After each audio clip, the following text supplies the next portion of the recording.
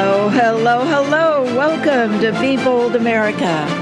I am your host, Jill Cody, and I'm joined today by Mike Clancy, a friend of the show who is back again to co-host with me today. Mike Clancy is the current chair of the Monterey County chapter of the Citizens Climate Lobby and serves on the question review team for the annual Leon Panetta Lecture Series. He has authored over 100 publications and is the recipient of the Navy's highest civilian award, the Distinguished Civilian Service Award. Hi, Mike. Thank you for joining me today to co-host. Well, thanks, Jill. It's always fun to do this. It's one of my favorite things to do. And I'm particularly excited about today's topic and the wonderful guests we have. I am too. Today, our program is Warnings, the Holocaust, Ukraine, and Endangered American Democracy. Our two eminent interview guests that we'll be hearing from have stated that Holocaust education must sound the alarm clearly, insistently, repeatedly. The Holocaust is a warning. Why? As extreme right-wing political movements, anti-liberal fury, disrespect for truth, and the rule of law, as rampant othering and whataboutism gain traction in the U.S. and throughout the world, our guests say we must heed that warning, the Holocaust's warning. We have big things to do. Our guests today are two of the most respected Holocaust scholars in the world. I will introduce first Dr. Leonard Grob, who is Professor Emeritus of Philosophy at Fairleigh Dickinson University in Teaneck, New Jersey, where he taught full-time for 39 years and part-time for another 15. Dr. Grob was the chairperson of philosophy studies and director of the university's humanities core curriculum. Dr. Grob centers his scholarship on lessons of the Holocaust for those alive today. Dr. Grob, welcome to Be Bold America. Thank you so much, Jill. Thanks for inviting me. Oh, it is our pleasure. Am I pronouncing your name right? You are exactly right. Oh, thank you. I'm so glad. And next, I'll introduce Dr. John Roth, who is the Edward J. Sexton Professor Emeritus of Philosophy at Claremont McKenna College in Claremont, California. Dr. Roth was named the 1988 U.S. National Professor of the Year by the Council for Advancement and Support of Education and the Carnegie Foundation for the Advancement of Teaching. Dr. Roth's expertise is in the Holocaust and genocide studies, as well as in philosophy, ethics, American studies, and religious studies. Dr. Roth, welcome to Be Bold America.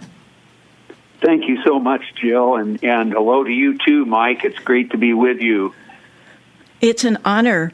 Very good.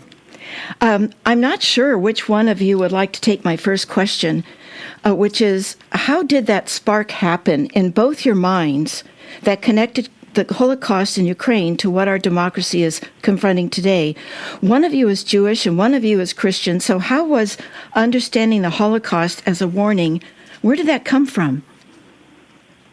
Who would like to take that? Well, maybe I can start. Lenny and I have known each other for 30-some years, and we've been colleagues and have written together and taught together. And even though we live on opposite sides of the United States, we're in touch with each other a lot. And we were wanting to do a book together again, following up on things we've done before. And one day when I was on Zoom with Lenny, he suggested, this was in the winter of 2022. He said, John, democracy is in trouble in the United States. Why don't we focus our attention on that and use our expertise as people who have studied about the Holocaust for a long time as a kind of lens or a compass to help us focus that.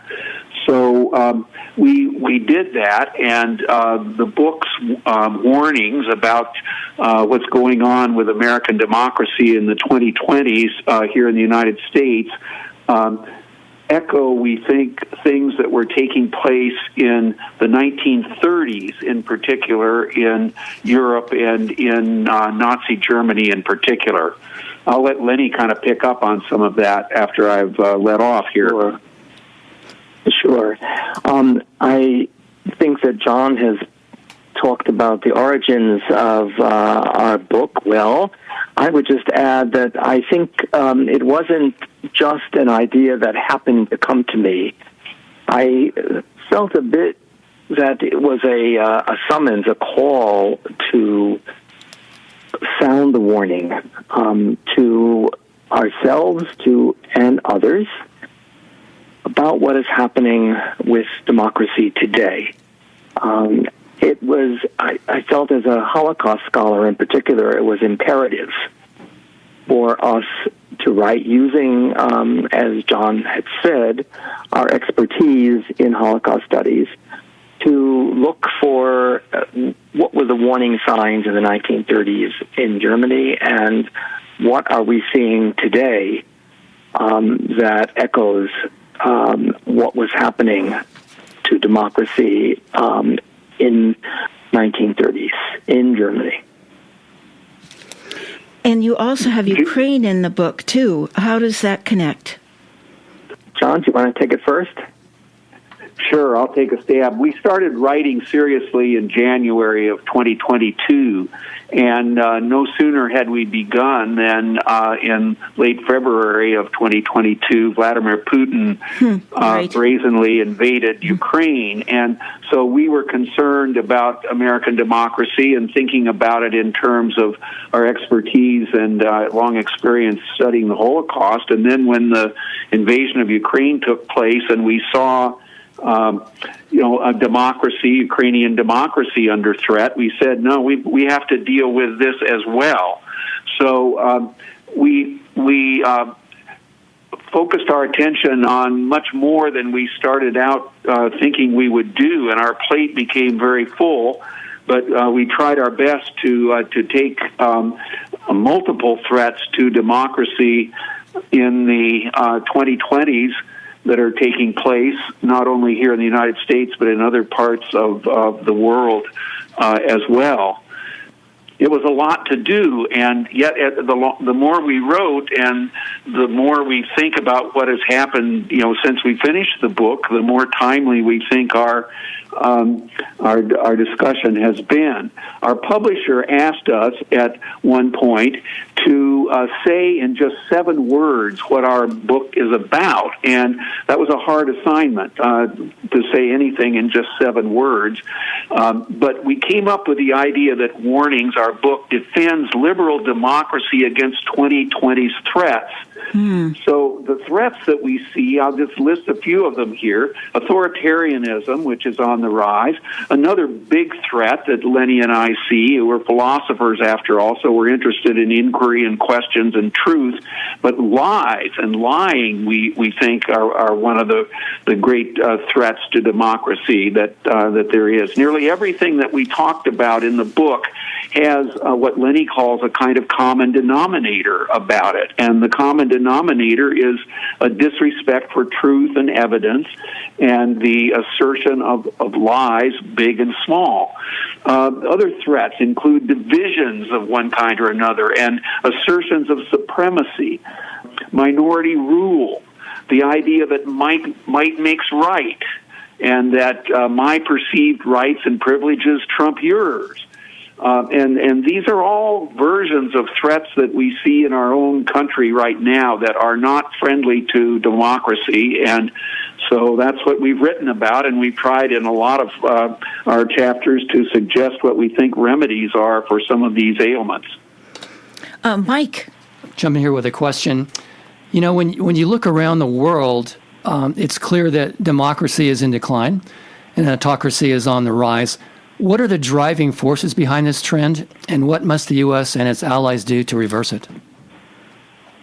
Oh, wow. And hi, Mike. It's good to meet you. Me too.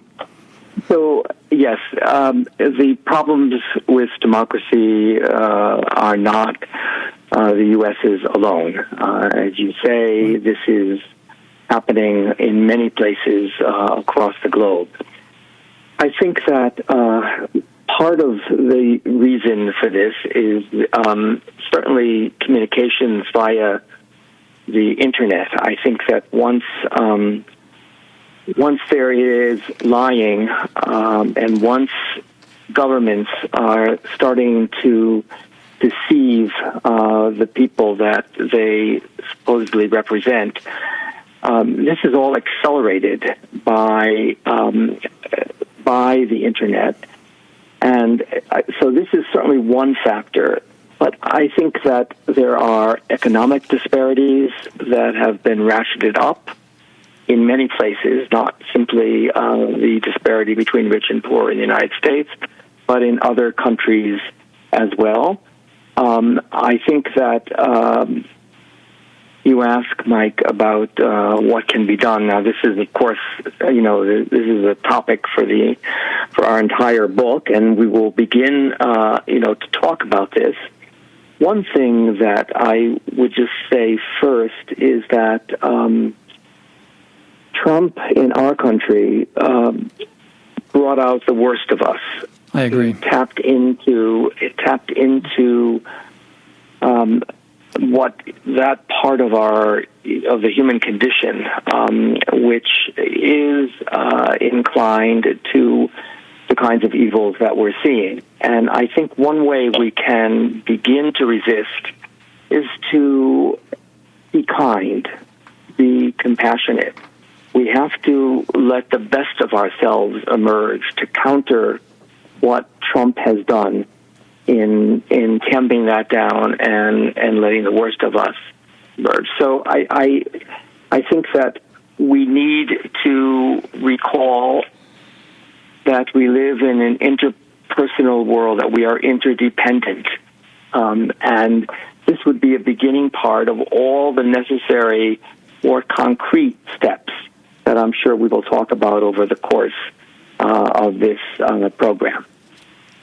Mike, if I could just chime in a little bit on what Sure. Lenny has said, just to elaborate a bit. I think one thing that's happening in the United States is demographic change that's taking place that leads to fear on the part of people who have had privileges and have had more than a fair share of power in the country, and they sense that change is taking place. Yes. That we are going to become a country before very long where white people are not a majority. We're going to become a country where minorities are increasingly represented and present, and this creates, I think, an atmosphere that is ripe for an authoritarian movement to move in and to capitalize on and even amplify and drive further the sense of grievance that people are being left out, that we have to stop this, we have to, save our country, by which the idea is meant that it has to remain white, probably Christian, it has to remain as it was. And so this is part of what is fueling the appeal of an authoritarian, anti-democratic regime that would capitalize on those things and not allow majority rule to occur, or would not want to expand voting rights, because this would lead to a further decline of the interests that people feel are under threat. So it's a big problem to try to deal with. I like to say on this particular point that two things can be true at once. That is, you have to do, as Lenny was saying, practice kindness and show respect and understanding for people who feel aggrieved and who are feeling left out. But at the same time, I think it's very important for the authoritarian elements that are represented by MAGA Trumpism not to gain more power than they have. And so I think, to make sure that democracy remains alive, you have to use it to support democratic institutions, not to destroy them or to detract from them, which is what authoritarian regimes often try to do. They make use of democratic institutions in order to subvert them, to get rid of them. Hitler did this in Nazi Germany. Putin has elections in Russia, but these are intended to be exercises that keep him in power. So this is something that has to be watched and defended against, the attempt to try to use democratic institutions to destroy them. You are listening to Be Bold America on KSQD 89.5, 89.7, and 90.7 FM. Many voices, one station. Listen globally online from the KSQD.org website. Our topic today is Warnings, the Holocaust, Ukraine, and the Endangered American Democracy. Our two esteemed guests are Dr. Leonard Grob, Professor Emeritus of Philosophy at Fairleigh Dickinson University in Teaneck, New Jersey, and Dr. John Roth, who is the Edward J. Sexton Professor Emeritus of Philosophy at Claremont McKenna College in Claremont, California.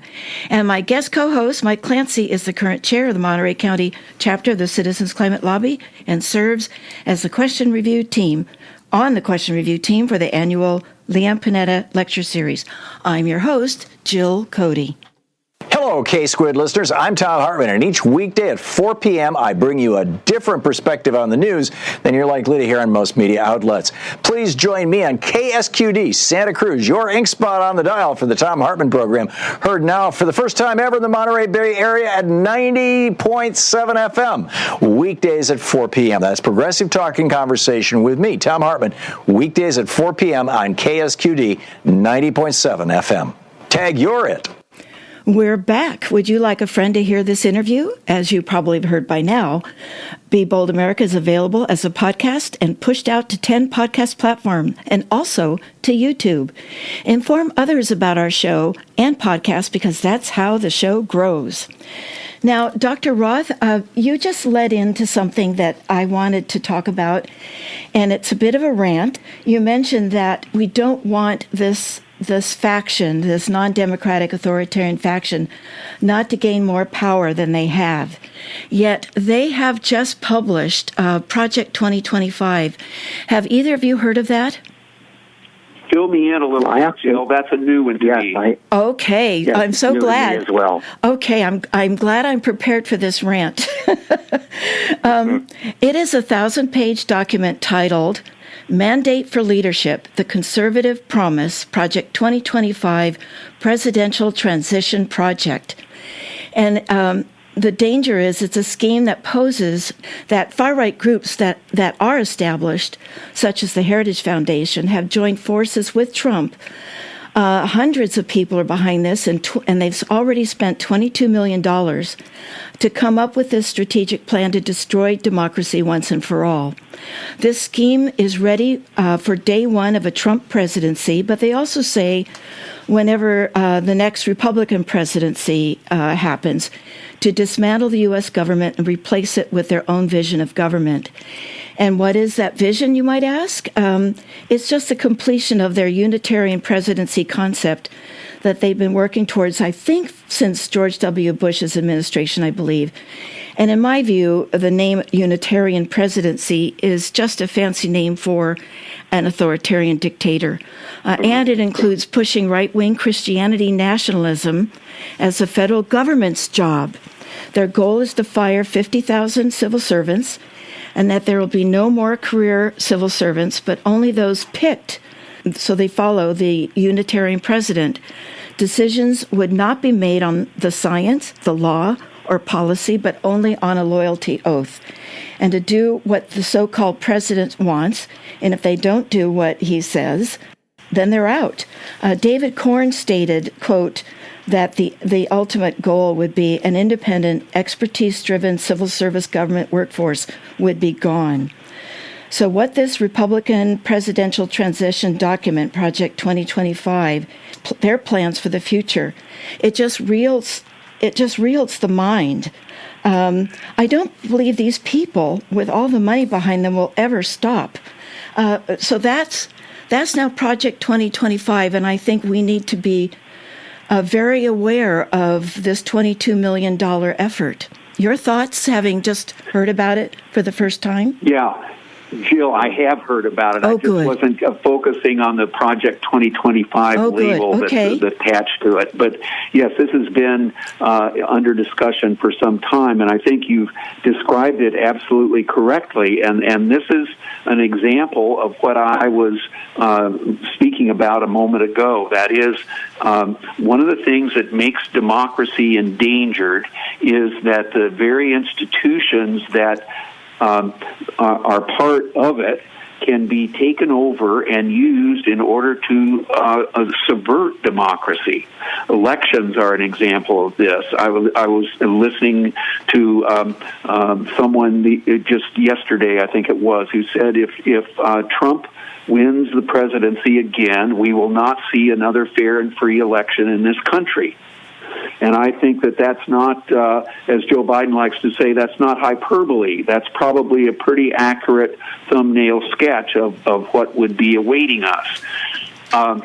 And the reaming out of what right-wing people like to call the deep state, the civil service bureaucracy that we have that often serves us very well, isn't perfect, but it serves us well. These things would be gone, I believe. And so this is the thing that we are looking at. Lenny and I, when we wrote our book, pitched the book looking at the 2024 federal election. We had seen that democracy had a kind of reprieve in the 2022 elections. The red wave that was forecasted didn't appear, but the reprieve was not anything that ensured the future. And 2024 won't be anything that ensures the future if democracy prevails in that election either, because I think you're exactly right in saying that this outlook, this philosophy that's embodied in the 2025 project is here to stay. A thumbnail way of saying that is that Trumpism will remain after Trump is gone, and it will remain a threat. Can I jump in on that Absolutely, Mike. For a second? Go ahead. Yeah. I absolutely agree. Trumpism is here to stay even after Trump is gone. On the other hand, Trump is such a unique character, and I just don't see anyone coming along to replace him. I mean, think about Nazism. We still have neo-Nazis in the world for sure, but there's no Adolf Hitler has arisen. Do you really think there'll be someone coming along who can sort of reprise what Trump has done after he's gone? Dr. Grob, did you want to get in here? Yeah, I'll weigh in on this. I think that the way to nurture the person who may come and lead us in this fashion to counter Trumpism after Trump, we need to educate differently. We need to engage in acts of resistance like the book that we have just written. John and I see this as sounding an alarm. We want to wake people up and, of course, increase waking ourselves up. But I think that there needs to be a counter strategy to 2025. I have heard of many of the items under the heading of 2025. I think that the resistance of everybody in wherever that person stands, if it's an attorney has to think about helping immigrants at this point.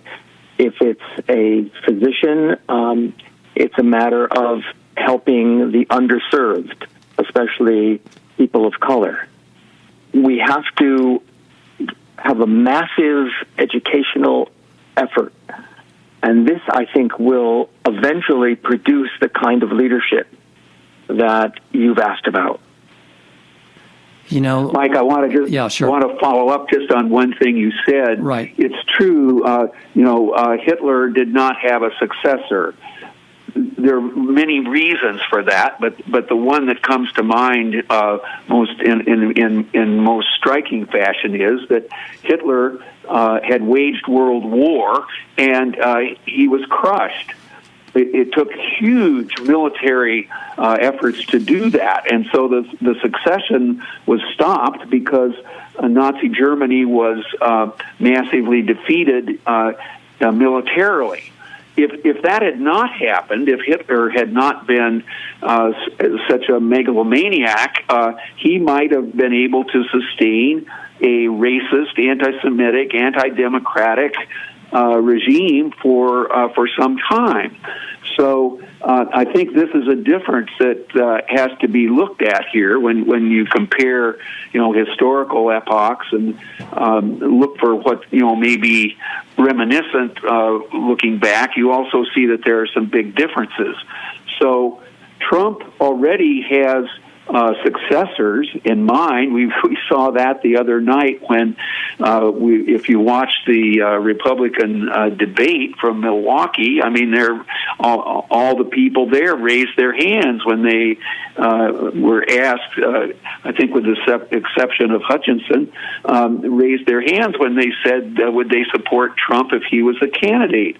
So, I mean, what that means, unless you're just saying it's political expediency, is that there are a whole batch of people who are prepared to get on board with the Project 2025 agenda. And we don't want to resort to illegal means or any means necessary to withstand that onslaught, but it's going to be really crucial to get people registered to vote and to get people out to vote and to find all sorts of other ways, as Lenny is suggesting, to resist. I think one of the things that we've stressed in the book is that Americans may be suffering from a failure of imagination. And the failure of imagination may be that we don't really have a full sense of what it would be like to live in a country where the democracy that we too often take for granted is gone. I think we would be in a situation that would severely compromise the hopes and ideas and values that we Americans have when we are at our best. Well, I just have one observation before we go to another break. And I completely agree about being kind and compassionate. And I've come to the conclusion that the current Republican Party is really a party of psychopaths. When I wrote my first book, America Abandoned, I actually started it with psychopaths because they want to find their way into power, and they're up in the higher financial areas, the financial industry, and they also find their way into politics because they want power. And I just feel that we've distilled they have distilled themselves down to a psychopathic criminal network because they don't have any compassion, empathy, or humility anymore. Matter of fact, a lot of them seem to enjoy the cruelty. So I'm concerned that we have one party that is still fighting for democracy and basically believes in the democratic principles of life, liberty, and the pursuit of happiness, and that America defends other democracies, and that political parties put the nation first and the individual politician second. But that is not what this party is, and many, many people have left it, but those that remain are so corrupt and psychopathic that I'm very worried about that. And I can get your thoughts after, but I need to take this break. You're listening to Be Bold America on KSQD 89.5, 89.7, and 90.7 FM. Many voices, one station. Listen globally online for the KSQD website. Our topic is Warnings, the Holocaust, Ukraine, and Endangered American Democracy. My guest co-host, Mike Clancy, and our two Holocaust scholars, Dr. Leonard Grob and Dr. John Roth, will be right back after Jim Hightower's commentary titled, How the Right Wing is Trying to Turn Public Education into a Corporate Obedience Schools. Back to school. bright-eyed youngsters are now back in our public classrooms, filled with questions about the world around them. Questions like, what happened to our school library? And where did our librarians go? Sadly, these wholly beneficial, caring educators are being dumped in school trash bins by loopy right-wing ideologues who are out to impose their bigotry and ignorance on America. They've been on a rampage of banning books and demonizing teachers, but now the extremists are saying, that's not stupid enough. Let's also launch a witch hunt against librarians. This authoritarian assault, funded by a clique of far-right billionaires and coordinated by their front groups, has been popping off across the country. But leave it to Texas Governor Greg Abbott to push it from extreme to totalitarianism. He has unilaterally seized control of Houston's school district, the largest, most diverse in Texas, installing his own whip-cracking dictatorial overseer. Mike Miles, a former Army Ranger and CEO of a corporate school chain, promptly decreed that to improve reading scores in his district, he would first eliminate librarians from 28 schools in Black and Latino neighborhoods, and second, turn their libraries into centers where students who misbehave will be disciplined. Also, Abbott's education czar demands that all teachers there must reapply for their jobs, agree to follow a centrally scripted curriculum, and be monitored by classroom cameras. Of course, elimination of independent educational resources and regimentation of instruction will reduce schools to state institutions for obedience training. This is Jim Hightower saying, and that's the point. The GOP's push to remake education is a billionaire's wet dream of a compliant, subservient workforce. Don't ask questions, just keep pulling that plow. Howdy-ho, folks, and thanks for tuning in to my Hightower radio commentaries. And guess what? There's even more Hightower waiting for you online. Subscribers to my Substack newsletter, Jim Hightower's Lowdown, get commentaries, articles, interviews with progressive sparklies, live events, historical nuggets, and more. Go to jimhightower.substack.com to sign up, and you'll get more. That's jimhightower.substack.com. If you are just joining us, our topic today is Warnings, the Holocaust, Ukraine, and Endangered American Democracy. So, do either of you professors have any comments on my psychopath rant of the Republican Party? I'd like to take a stab at it, Jill. Thank you. I certainly agree. John and I write several times in our book that democracy is only as good as the people who represent it and the people who execute it. So the quality of the people governing us, people who allegedly represent us, is certainly to be understood. I'm not sure, though, that we can call the entire Republican Party, we want to be careful that the brush is not too broad here. I think there are very disturbed people at the extremes, and that extremism has begun to spread, as we saw in the primary debate in Milwaukee. But the large majority of Republicans are guilty, but they're guilty more of being bystanders. And especially as Holocaust scholars, we've seen what happened. Hitler had written Mein Kampf in the 1920s. Certainly, as measures after Hitler assumed power in 1933, there was enough evidence in the laws that came on the heels of his assuming power. But people did not respond. And I think that the Republicans, by their silence, I'm talking about now those who used to be called mainstream, they would still like to be called that name, but they cannot because they are standing by and allowing the Trump and his more immediate cronies to take. Jill, I think there are elements that we can see around us that suggest that something is badly off kilter. I don't know if I'd go into psychoanalytic terms to get at it. There are some scholars who do move in that direction. But I think that, kind of echoing on some of the things that Lenny has said, we do have a society that is deeply embedded in conspiracy theories and that is willfully in denial about evidence and facts. Untruths of one kind or another are just circulated in a way that has taken root that leads people to be unmoved by evidence to the contrary. And that's the serious conundrum that has to be reckoned with.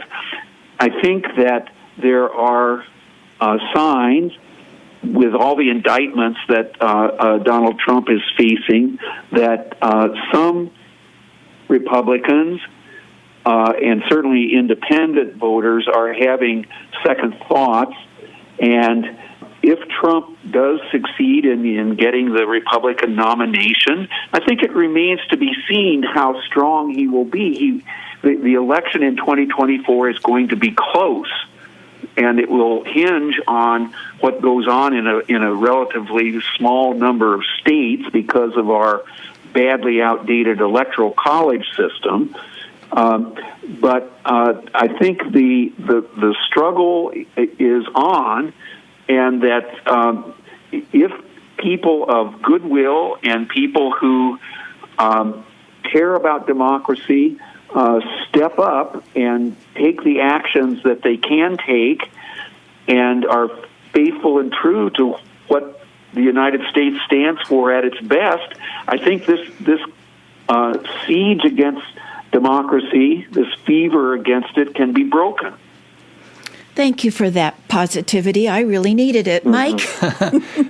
Well, first of all, let me say I really do agree with your comments about the Electoral College in the next election. It's going to be close. Mm-hmm. There's about four swing states that are in play, and it'll come down to certainly less than 100,000 votes among those four swing states. It's a very small fraction of the total population, and that's certainly not a recipe for a healthy democracy. So I absolutely agree with that. But let me jump in now and talk a little bit about the political divide in our country, the polarization that grips our country. It's almost like there are two separate realities. There's the reality of the people, the 50% of the country that supports Trump, and the reality of the 50% of the people who don't support Trump. And to a great extent, that has to do with polarization in the media. If you lean right of center, you're never watching CNN. If you lean left of center, you're never watching Fox News. And, I've heard people say CNN and Fox News, they can't even decide on what natural disaster to cover. It's two separate realities. And, to a great extent, what creates that? Well, you can argue that we have a polarized media because we have a polarized society, and so therefore there's a market for a polarized media. But the polarized media drives greater polarization in our society, which in turn drives more of a market for polarized media. So what does that mean? That means we're trapped in a positive feedback loop, which is pushing our country apart. How do we break that feedback loop? And does the media have a role to play there? I think the media certainly has a role to play. I see the only way to break this chain, which you note, this feedback chain, is, I think, to really massively educate our children, parent in such a way, parent for democracy, teach them for democracy, educate with this in mind. And I think we have to really undertake a sweeping movement to make sure that the ordinary Americans I still believe in. And we have to try to awaken them through educational practice.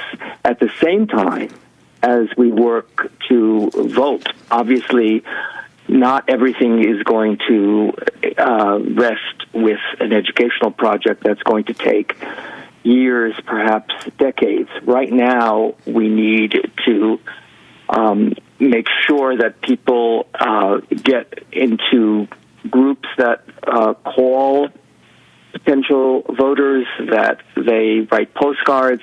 We have to not just say, please vote, but to actively get voters on the roll at the same time as we are educating and parenting for democracy.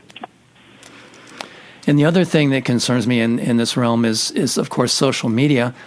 Social media, to a great extent, particularly for young folks, a lot of people are getting their news from social media, and social media is designed to quite happily serve you up more material that will drive your biases. If you start feeding, looking at right-wing kind of stuff, you're going to get more right-wing kind of stuff. Left-wing kind of stuff, more left-wing kind of stuff is going to come to your social media feed. So their algorithms are designed that way. They're designed that way, and that's I've seen it. I've seen it, personal experience driving people apart, driving this political divide. How do we deal with that?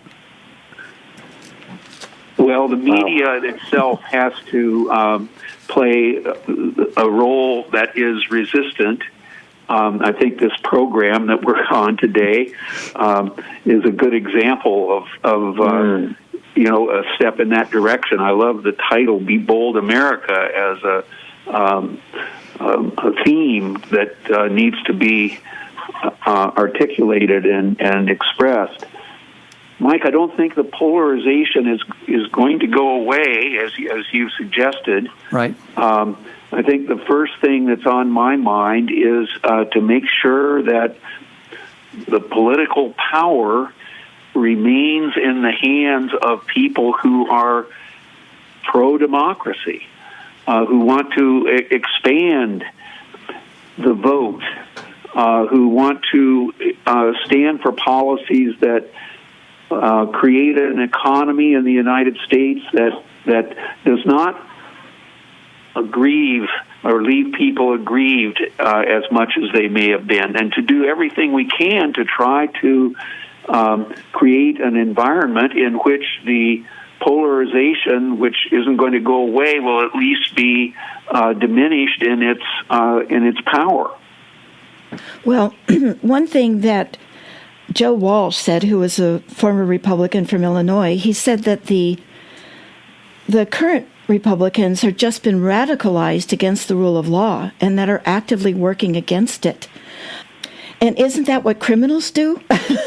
My dad, who also is a philosophy professor of years ago, he's been retired many years now, but he said long ago, before Trump and this current Republican Party, he once told me, the crooks have won.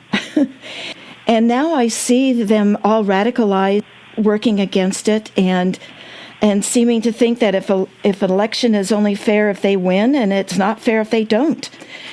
My co-host Mike Clancy and I are speaking with two bold guests, Dr. Leonard Grob, Professor Emeritus of Philosophy at Fairleigh Dickinson University in Teaneck, New Jersey, and Dr. John Roth is the Edward J. Sexton Professor Emeritus of Philosophy at Claremont McKenna College in Claremont, California.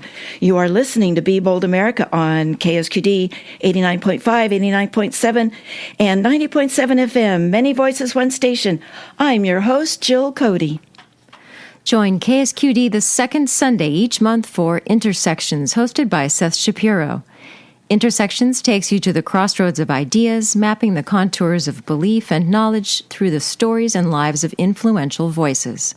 Meet notable people in diverse fields who are asking important questions.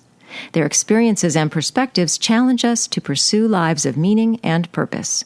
Tune into Intersections Sunday evening at 6. That's this evening here on KSQD 89.5, 89.7, and 90.7, and KSQD.org. Many voices, one station. We're back. And before, professors, before we get into the section where I ask what you think we should keep doing, stop doing, and start doing, I did have a listener, when she saw the advertisement of the show, and it really is a question that doesn't bear on our discussion today, but I want to be fair in at least raising it and maybe getting an initial response. And it's a big one, though. They hoped that one of you would explain the oppression of the Palestinians by the far-right government of Israel. Oh. And so that their residents, Palestinian Arabs, have no voting rights. And she goes on, this could be an entire show of its own, but I did want to get some response for a listener. Any thoughts, or should we do a different show? I do some work. I do some work in this area. Good. Okay. Israel Thank you. And Palestine. I will say, it's very difficult, obviously, in a minute or two. Yes, I know. I'm not being fair. To give the resolution of the conflict ideas in several sentences. I will say this: I think that the question that was given to you is not all that different from what we're talking about today. Oh, I think we are seeing what evil can do. We are seeing what will happen if we allow the anti-democratic forces to prevail. We're seeing it writ bold, writ large in the conflict between Israelis and Palestinians. But it's not totally different from what is going on today. I will say this. I think both Israelis and Palestinians are both traumatized peoples. The Jewish Israelis are traumatized by 1900 years of anti-Semitism culminating in the Holocaust and the murder of 1 out of 3 Jews in the world. Palestinians are traumatized by what they call their Nakba, their disaster, when 750,000 were largely forcibly exiled in 1948-49. I think that there has to be a great deal of people-to-people work to restore some trust. And at the same time as governments try to find common bridging proposals, and the Israeli who hold the power are having a very difficult time doing that. And I think the Palestinians have to take more of a lead and it's very hard for an oppressed people to do just that. So we're in a bind, and it's going to take quite some time for this to be resolved. But I do believe that we cannot. I know we cannot despair about it, and just as we cannot despair about what is happening in our own country, which I don't want to say is exactly the same as what's happening to Palestinians, but oppression is oppression, and we could see some shades of this if we're not careful about guarding our own democracy. Dr. Grob, thank you very much for that response. Mike? Could I add just a word on this too? Okay. In general, my view is that when democracy is under threat and when it is weak, bad things tend to happen. And that's why I want to defend democracy. And I think there would be Israelis today who feel that their democracy is under threat, that it is in danger. Yes. They are dealing with a threat of authoritarianism. And we see this in the attempt of Netanyahu and his extreme followers to undermine the authority of the highest court in Israel, which is a kind of check and balance in that society. So these things are interconnected, and I wanted to add a point back on some of the things we were saying earlier. We've had kind of a dark picture of how power is lining up in the United States at the present time. And as a key remedy against that, I think the way to to battle against that is not to become like the opposition, but rather to defend the things that we value when we're at our best. That is, we have to find ways to resist authoritarianism by defending democracy, by trying to expand it, by trying to amplify it. And if we don't do that, then we truly won't have democracy. And democracy is endangered in the United States, but the final chapter on that story is still to be written, and it won't be completed in my lifetime because, as Lenny likes to say, democracy is more a verb than a noun. It's a process. It's a series of activities that have to be pursued and advanced and guarded as we go forward. Oh, Dr. Grob, I was just going to make that point that I want to say turn the word democracy into a verb. Everyone has to act. It's not a noun anymore. It's a verb. Mike, do you have a quick question before we go into Keep, Stop, Start? I think it's hopefully pretty quick. If we do, God forbid, lose our democracy, will we ever get it back or will it be gone forever? Oh, that's the quick question?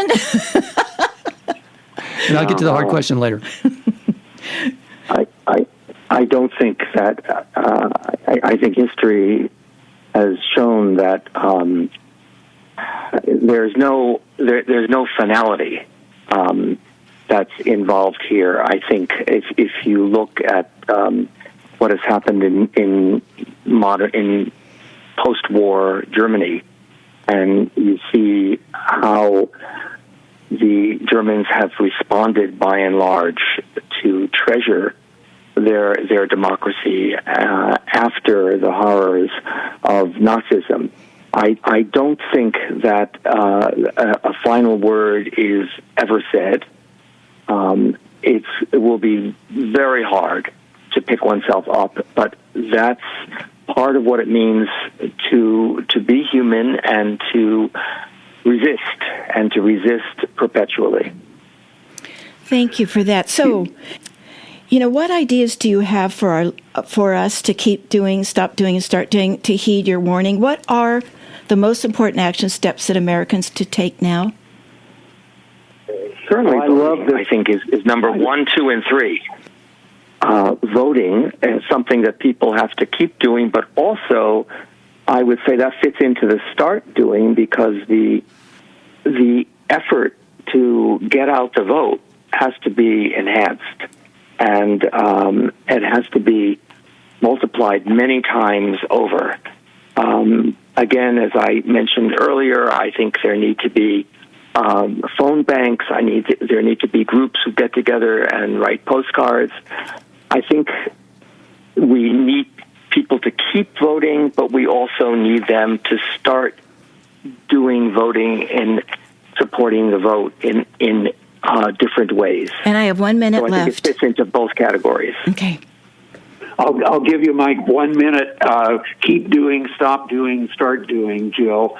Keep doing. Speak up and speak out. Support media and institutions that do that to defend democracy. Things to stop doing: stop taking good things for granted, especially democracy. Yes. Don't be trapped by failures of imagination, that it doesn't make any difference whether, Trumpist republicanism prevails in 2024 or not. It does make a difference. So stop taking good things for granted, and don't be trapped by failures of imagination. And things to start doing. All of us can do something to support democracy. So support a democracy-friendly institution that you perhaps haven't done before. Maybe a public broadcasting station, a newspaper or a magazine, a public library. Seemingly small deeds make a difference and can matter a lot. Dr. Grob, Dr. Roth, thank you for being our bold and impressive interview guest today. I really wish we had more time. I would so much like to talk to you both again. You've written an intense and brilliant book. If I'm right, I think listeners can buy it at their favorite bookstore. Am I right? That's absolutely right. You can order it online and go to their favorite bookstore. Yes. And thank you for joining Mike and me on Be Bold America. Thank you so much. It's an honor. And thank you for the good questions Mike, that you asked. Thank you as well. And I'd like to add to that, congratulations on the book. It really is excellent. It is brilliant. Thank you. Thank you. Thank you so much. And speaking for Mike and myself, it has been an honor for us to connect with two eminent Holocaust scholars in the world. Again, thank you so much for your time. I know it's very valuable. What's next on Be Bold America? Please join us on Sunday, September 24th, when we will be hearing frontline reports from the race to save the Earth. The news is undeniably grim: raging wildfires, record-breaking temperatures, monster storms, and any number of other climate-related disasters warn us regularly that we are barreling toward environmental ruin. John J. Berger, Ph.D., doesn't mince words about how dire our predicament is. He says, quote, "We don't need to rely just on climate scientists anymore to warn us that we are in a code red emergency." Yet, Dr. Berger also insists that rescue is possible. In his new book, Solving the Climate Crisis, Frontline Reports from the Race to Save the Earth, he introduces us to the bold, practical, proven solutions that are ready to scale right now. And he profiles the scientists, ranchers, business leaders, community organizers, activists, engineers, farmers, and, yes, politicians who are implementing them.